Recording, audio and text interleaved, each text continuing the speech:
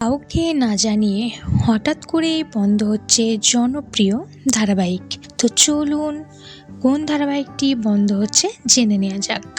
একের পর এক শেষ হচ্ছে জনপ্রিয় সব ধারাবাহিক, জি বাংলা হোক বা স্টার জলসা, সব চ্যানেলগুলোতে তাদের টপার ধারাবাহিকগুলোকে বিদায় জানাচ্ছেন।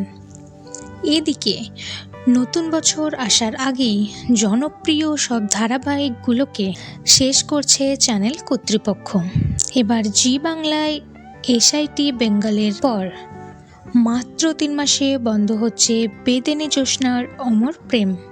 এই সিরিয়ালের মাধ্যমে টেলিপর্দায় কামব্যাক করেছিলেন ইন্দ্রাণী পাল, তার বিপরীতে ছিলেন সিদ্ধার্থ সেন।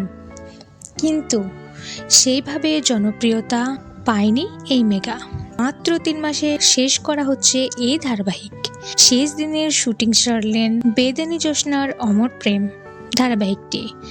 তাই ইন্দ্রাণীর ভক্তদের ভীষণই মন খারাপ। দীর্ঘদিন পর তিনি জ্যোৎস্নার অমর প্রেম কাহিনীর মাধ্যমে কামব্যাক করেছিলেন অভিনেত্রী ইন্দ্রাণী পাল।